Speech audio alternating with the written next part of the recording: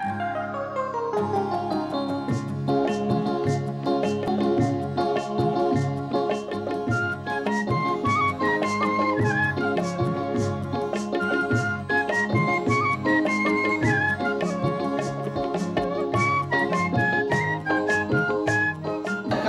ক্ষতি হয় এমন কোনো প্রোডাক্টের মধ্যে এমন কোনো কন্টেন্ট রাখা যাবে না। এনভায়রনমেন্টের ক্ষতি হয় এমন কোনো কিছু করা যাবে না। চিলড্রেন অ্যান্ড উমেনদের ক্ষতি হয় এরকম কোনো কিছু করা যাবে না। লেটেস্ট দুইটা জিনিস যোগ হয়েছে, চিলড্রেন, উমেন, আর এনভায়রনমেন্ট যোগ হয়েছে তার আগে। এর আগে ছিল শুধুমাত্র consumer level. Right to get information about কী কী বিষয়ে ইনফরমেশন পেতে পারে। যেমন একটা প্রোডাক্ট, আমি একটা পাউরুটি কিনছি, পাউরুটির গায়ে কিছু কিছু জিনিস থাকার কথা, ইনফরমেশন থাকার কথা। যেমন manufacture date, if there is a lot, then lot number, expiry date, এই জিনিসগুলো থাকার কথা। আপনি দোকানে যাবেন, দেখবেন যে অনেক বড় বড় দোকান, ওখানে যে যদি আপনি এক্সপায়ারি ডেট দেখেন, সত্যি সত্যিই আশ্চর্য হয়ে যাবেন যে এত বড় দোকান এক্সপায়ারি ডেট একটা গুডস কী করে কনজিউমারের কাছে সেল করছে। সুতরাং প্রোডাক্ট সম্পর্কে ইনফরমেশান দরকার। আপনি একটা টিভি কিনছেন, একটা টিভির প্যাকেজিং আছে, একটা বক্স আছে, বক্সের ভিতর টিভি থাকে না, কাগজের বক্স, ওই বক্সের গায়ে দেখবেন বিভিন্ন রকমের সিম্বল দেওয়া থাকে। একটা গ্লাস দিয়ে গ্লাসটা কাটা থাকে। এখন এই গ্লাস দেখে কেউ মনে করতে পারে এটা বোধহয় ওয়াইন টোয়াইন কিছু একটা হবে, আসলে ওয়াইন। গ্লাস দিয়ে বোঝানো হয়েছে, গ্লাসটা ভেঙে দিয়ে বোঝানো হয়েছে there is fragile goods, fragile, যে কোনো সময় পড়ে গেলে ভেঙে যেতে পারে, সো ইট ইজ ফ্রাজাইল। একটা ছাতা আঁকা আছে, ছাতাইকে কি বলা বোঝানো হয়েছে? আপনি কনজিউমার, আপনারও সচেতন থাকা দরকার। ওই ছাতাটা দিয়ে কি বুঝাইছে? বাইরে শুধু বৃষ্টি না, রৌদ্রে মানুষ ছাতা ব্যবহার করে না, রৌদ্র বৃষ্টিতে রাখা যাবে না বাইরে, এর মানে খোলা জায়গায় রাখা যাবে না, খোলা জায়গায় রাখা যাবে না, তাই তো? আচ্ছা, অ্যারো দেওয়া থাকে উপরের দিকে, this side always up, this side keep always up. হ্যাঁ, তাহলে এই যে আপটা দেওয়া আছে, এই জিনিসগুলো, ইনফরমেশানগুলো, একটা প্যাকেটের গায়ে কিছু নাই, কনজিউমার বুঝবে না, কিন্তু কনজিউমার প্যাকেটের গায়ে এই জিনিসগুলো থাকলে অ্যাটলিস্ট বুঝবে যে এই দিকটা উপরে রাখতে হবে, এটাকে ফ্রাজাইল গুডস আছে, এটা পড়ে গেলে ভেঙে যেতে পারে, এখানে রোদে রাখা যাবে না, বৃষ্টিতে রাখা যাবে না, দ্যাট ইজ খোলা জায়গায় রাখা যাবে না, তাই না? আচ্ছা, দেন তার গায়ে কিছু লেখা থাকে, নেট ওয়েট, অর্থাৎ আপনি যে প্রোডাক্ট কিনছেন ওই প্রোডাক্টের ওয়েট কত আছে। প্রোডাক্টটা প্লেস করা হয়েছে কিছু ফুল সরার পর বা মাঝখানে আর কোনো কিছু আছে, প্যাকেজিং, যেটা প্যাকেজিং সহ যে ওয়েট, সেটা হচ্ছে গ্রস ওয়েট। গ্রস ওয়েট কত, তাই না? একটা প্রোডাক্ট কিনতে গেলে আপনাকে গ্যারান্টি বা ওয়ারেন্টি দুটোই দিচ্ছে। ওয়ারেন্টি কি আসলে?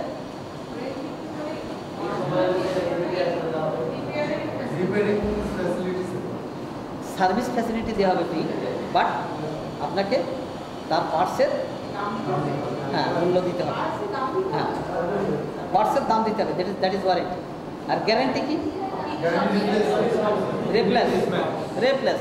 প্রবলেম হয়েছে, আপনি যে বললো যে আমি সার্ভিস করে দিচ্ছি, আপনি বললেন না আমি নেব না, আমাকে নতুন একটা দিতে হবে, বাধ্য নতুন, that is guarantee. So guarantee এবং ওয়ারেন্টির মধ্যে কিছু পার্থক্য আছে, তাই না?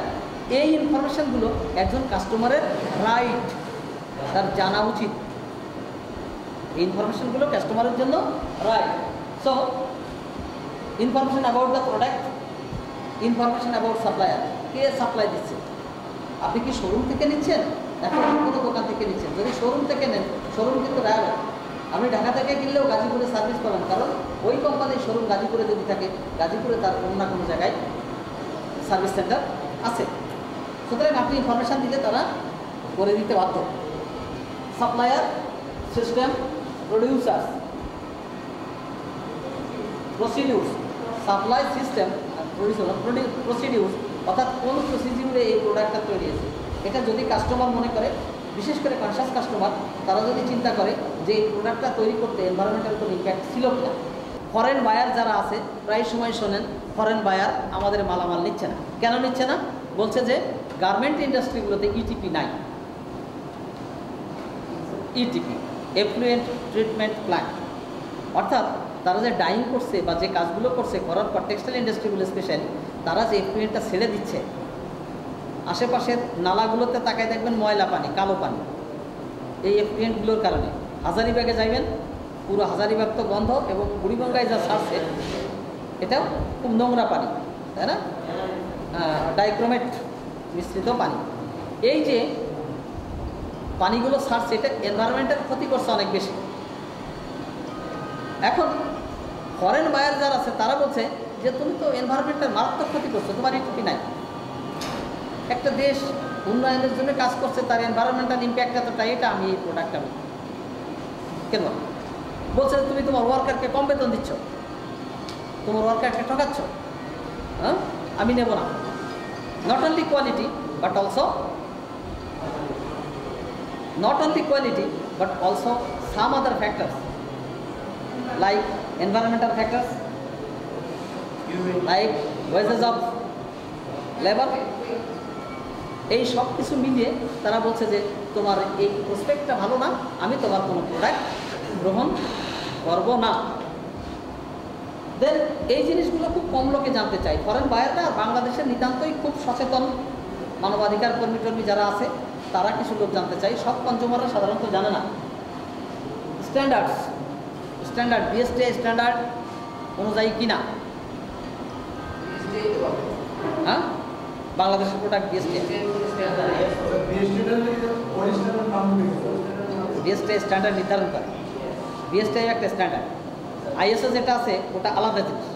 স্ট্যান্ডার্ডটা বিএসটিআই, আইএসও হচ্ছে ইন্টারন্যাশনাল স্ট্যান্ডার্ড, সেটা আছে 9000 সিরিজ যেটা আছে এটা কোয়ালিটি কনটেক্সটে, আর 14000 সিরিজ যেটা আছে এটা হচ্ছে এনভায়রনমেন্টাল ইম্প্যাক্ট কী আছে সেই কনটেক্সটে আইএসও স্ট্যান্ডার্ড। কিন্তু আমাদের যে স্ট্যান্ডার্ড এটা আছে BSTI standards. Then ingredients of the product, এর মাঝে কি আছে দেখবেন যে স্পেশালি ফার্মাসিউটিক্যালস ইন্ডাস্ট্রিগুলো করে, কারণ যে করতে হয় ওরা অব্লিগেটেড ওদের জন্য। বাট ইন্টারন্যাশনাল যে কোম্পানিগুলো আছে এই কোম্পানিগুলো কিন্তু বলে দেয় এর মধ্যে কী কী ingredients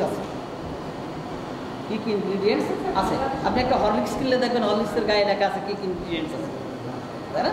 ingredients and origin of the কোম্পানির জন্ম কোথায়, অরিজিন অফ দ্য কোম্পানি। এই ইনফরমেশনগুলো কাস্টমার পেতে চায়।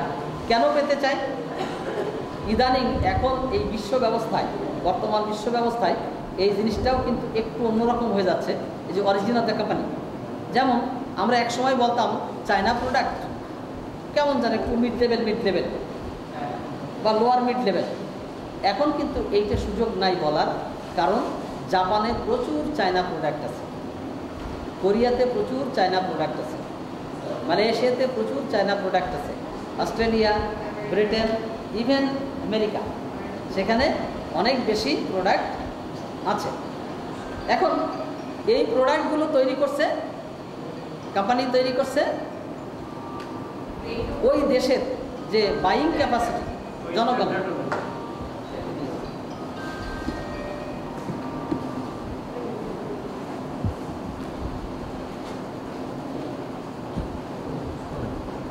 তাহলে যেমন চায়না কোম্পানি জাপানের জন্য যে প্রোডাক্ট তৈরি করছে ওদের বাইং ক্যাপাসিটি অনেক বেশি, সুতরাং তার জন্য প্রোডাক্ট একরকম। এখন বাংলাদেশে কি এরকম বাইং ক্যাপাসিটির মানুষ নাই? গুলশান, বানানি, ধানমন্ডি এখানে তো আছে। তো এখানে যে লোকজনগুলো আছে তারা কি করছে, ঈদের সময় শপিং করতে যাচ্ছে কোথায়? থাইল্যান্ড, সিঙ্গাপুর শপিং করতে যাচ্ছে, আর ওখান থেকে তার যা প্রয়োজনীয় নিডস গুডস এগুলো নিয়ে আসছে, ভালো কোয়ালিটি নিয়ে আসছে। কিন্তু এভারেজ এই দেশের মানুষের এভারেজ বাইং ক্যাপাসিটি অনুযায়ী চায়না কিন্তু প্রোডাক্ট তৈরি করছে। নাও অ্যাডভার্টাইজিং কি? প্রোডাক্ট সেল করার একটা পলিসি, প্রোডাক্ট সম্পর্কে মানুষকে জানানো, সেটা সত্য করে হোক মিথ্যা করে যেভাবে জানানো উচিত সত্য করে, এথিক্স আছে সত্য করে জানানো। কিন্তু আমরা যেটা জানাই সেটা সত্য করে না, অনেক ক্ষেত্রে মিথ্যা করে জানানো হয়। তো সত্যভাবে নিজের প্রোডাক্টকে উপস্থাপন করা, এটা হচ্ছে অ্যাডভার্টাইজিং। পেপারে দেওয়া যায়, লিফলেট করা যায়, বাসায় কাগজ পাঠানো যায়, টিভিতে অ্যাড দেওয়া যায়, বিভিন্ন ধরনের অ্যাডভার্টাইজিং থেকে অ্যাড আসছে। অ্যাড শব্দটা আছে অ্যাডভার্টাইজিং। এর এথিক্সটা কি কি থাকা উচিত? এথিক্স সেটা হচ্ছে truthful or truthless communication. Truthful আর ট্রুথলেস কমিউনিকেশন আমাদের এথিক্সের মধ্যে পড়ে ট্রুথফুল, ট্রুথলেস না। ট্রুথফুল কমিউনিকেশন, অবজেকশনেবল প্রোডাক্টস এটা দেওয়া যাবে না, অবজেকশনেবল অ্যাপিলস করা যাবে না, ফিয়ার ফ্যাক্টর ভীতিজনক কোনো কিছু করা যাবে না, সেক্সুয়াল পেনিট্রেশন এটা করা যাবে না, অবজেকশনেবল টাইমিং এটাও করা যাবে। হ্যাঁ হচ্ছে এখন কিছু করার নেই, এটা আমরা করছি। যেমন আপনি যেটা বলছিলাম, আমরা জেন্ডারের প্রতি আমাদের আস্থা আছে, অনেক বেশি আস্থা আছে। জেন্ডারকে ব্যক্তি কামুজ্জামান আমি সবসময় বলি, দেশের উন্নয়নে অর্ধেক নারী, তাকে যদি বঞ্চিত রাখা হয় দেশের উন্নয়ন সম্ভব না, ইম্পসিবল। সুতরাং তাকে এনগেজ করতে হবে। কিন্তু আমরা কি করছি, আমাদের নারীকে আমরা কিন্তু বিভিন্নভাবে পণ্য হিসেবে উপস্থাপন করছি। এই নারী মা, নারী জায়া, নারী কন্যা, কিন্তু তাকে আমরা যখন উপস্থাপন করছি টেলিভিশনে, তখন কিন্তু আমাদের উপস্থাপন ভঙ্গিটা ঠিক থাকছে না। স্মোকিং একটা ফ্যাক্টর, এথিক্স, স্মোকিং দেওয়া যাবে না। সেলিং প্রোডাক্টস টু আন্ডারএজ কাস্টমার্স, এমন কিছু প্রোডাক্ট আছে, যেমন একটা বই বিক্রি করছে, একে বলা হয় কি বটতলা ছুটি না কি বলে, এ বলে যে 18 বছরের নিচের বালকের জন্য পড়া যাবে না, বালিকার জন্য, বালক বালিকার জন্য। ওর কাস্টমার আছে ওই বালক বালিকারাই, বড় মানুষ একটাও কেনে না। এটা একটা ব্যবসায়িক একটা পলিসি হয়েছে এখন। কিন্তু কিছু কিছু আছে, কিছু প্রোডাক্ট আছে, যেমন সিগারেট। একজন বাচ্চা ছেলে 10 বছর বয়স একটা সিগারেট বলতো যে আমাকে সিগারেট দেন একটা, তার কাছে সিগারেট বিক্রি করা ঠিক হবে না। Wise that he is under arrest. Then legal commitments, discrimination করা যাবে না, যে নারী পুরুষ এই ডিসক্রিমিনেশন করা যাবে না, জেন্ডার ইকুইটি রাখতে হবে। Then health and safety of employees.